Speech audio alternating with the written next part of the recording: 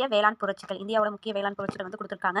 மஞ்சள் புரட்சி எதுக்குன்னா எண்ணெய் வித்துக்கள். அதுக்காக தான் என்னன்னா மஞ்சள் புரட்சி. எதுக்கு குறிப்பாகனா எதுக்குன்னா கடுகு, சூரியகாந்தி இந்த 2க்கும் தான் மஞ்சள் புரட்சி. இது எப்படி ஷார்ட்கட்டா ஞாபகம் வச்சுக்கலாம்னா சூரியகாந்தி பூ என்ன கலர்ல இருக்கும்னா மஞ்சள் கலர்ல இருக்கும். அந்த எண்ணெய் வித்துக்களுக்கு தான் என்னன்னா மஞ்சள் புரட்சி வந்து பண்ணியிருக்காங்க. அடுத்தது வந்து என்னன்னா நீல புரட்சி. மீன்கள் உற்பத்தி. மீன்கள் வந்து எங்க இருக்கும்னா கடல்ல இருக்கும். கடல் வந்து என்ன கலர்ல இருக்கும்னா நீல கலர்ல இருக்கும். அப்ப நீல புரட்சி எதுக்குன்னா மீன்கள் உற்பத்தி அப்படின்னு ஷார்ட்கட் ஞாபகம் வச்சுக்கலாம். அடுத்தது வந்து என்னன்னா பழுப்பு புரட்சி. தோல், கோகோ, மரபுசாரா உற்பத்திக்கு தான் என்னன்னா பழுப்பு புரட்சி. அடுத்தது வந்து தங்க நூலிலை புரட்சி. சணல் உற்பத்தி. சணல் வந்து என்ன கலர்ல இருக்கும்னா சாண்டில் கலர்ல இருக்கும். ஆனா இவங்க வந்து தங்க நூலிலை புரட்சி அப்படின்னு சொல்றாங்க. சணல் உற்பத்தி அப்படின்னு ஞாபகம் வச்சுக்கலாம். சணல் வந்து தங்க கலர்ல இருக்கும் அப்படின்னு ஞாபகம் வச்சுக்கலாம். தங்க நூலிலை புரட்சி வந்து என்னன்னா சணல் உற்பத்திக்கு. பொன் புரட்சி. பழங்கள், தேன் மற்றும் தோட்டக்கலை பயிர். தோட்டக்கலை பயிருக்கு வந்து எதுதான் பொன் புரட்சி தான். பழங்களுக்கு தேன் மற்றும் தோட்டக்கலை பயிர் வந்து என்ன பொன் புரட்சி. தேன் வந்து என்ன கலர்ல இருக்கும்னா பொன், அது கோல்டு கலர்ல இருக்கும். அதனால பொன் புரட்சி ஞாபகம் வச்சுக்கலாம்.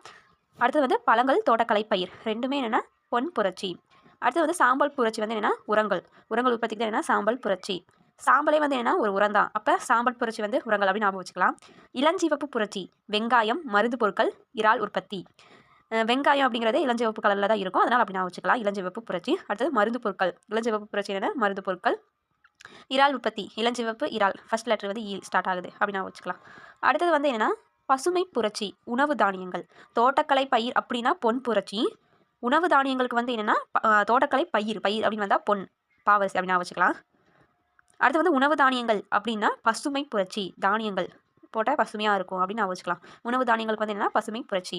அடுத்தது வந்து என்னென்னா வெள்ளி புரட்சி. முட்டை மற்றும் கோழிகள். முட்டை மற்றும் கோழிகள் ரெண்டுமே ஒன்றா தான் இருக்கும் அப்படின்னு வச்சுட்டு முட்டை வந்து என்ன கலரில் இருக்கும்னா வெள்ளி கலரில் இருக்கும் பலப்பலன் அப்படின்னு நான் வச்சுக்கலாம். வெள்ளி புரட்சி. முட்டை மற்றும் கோழிகள். பருத்தி அதுக்கு என்னதுன்னா வெள்ளி இலை புரட்சி. அங்கே தங்க நூல் இலை புரட்சி அப்படின்னா சணல் உற்பத்தி. இங்கே வெள்ளி இலை புரட்சி அப்படின்னா பருத்தி. ரெண்டுமே இலை தான். நூல் இலை அது வந்து இது வந்து இலைன்னு வருது, நூல் இலைன்னு வருது. சணல் உற்பத்திக்கு வந்து தங்க நூல் இலை புரட்சி. பருத்திக்கு வந்து வெள்ளி இலை புரட்சி. ஏன்னா அது பருத்தி என்ன கலர் இருக்குன்னா வெள்ளை கலரில் இருக்கும். வெள்ளி இலை புரட்சி. அது இலைனால வெள்ளி இலை புரட்சி அப்படின்னு வச்சுக்கலாம். அடுத்தது சிவப்பு புரட்சி. இறைச்சி உற்பத்தி, தக்காளி உற்பத்தி. தக்காளி என்ன கலர் இருக்கும் சிவப்பு கலர் இருக்கும். தக்காளி உற்பத்தி. இறைச்சி என்ன கலர் இருக்கும் சிவப்பு கலர் இருக்கும். தக்காளி ரெண்டுமே. அதனால என்னது சிவப்பு புரட்சி. வட்ட புரட்சி. உருளைக்கிழங்கு. உருளைக்கிழங்கு என்ன வடிவத்தில் இருக்குன்னா வட்ட வடிவமாக இருக்குது. வட்ட புரட்சி அப்படின்னு நான் வச்சுக்கலாம். அடுத்தது வெண்மை புரட்சி. இது எல்லாத்துக்குமே தெரிஞ்சதா வெண்மை புரட்சினாலே என்னன்னா பால் உற்பத்தி. பால் என்ன கலர் இருக்குது வெண்மையாக இருக்குது. இப்போ வெண்மை புரட்சி பால் உற்பத்தி.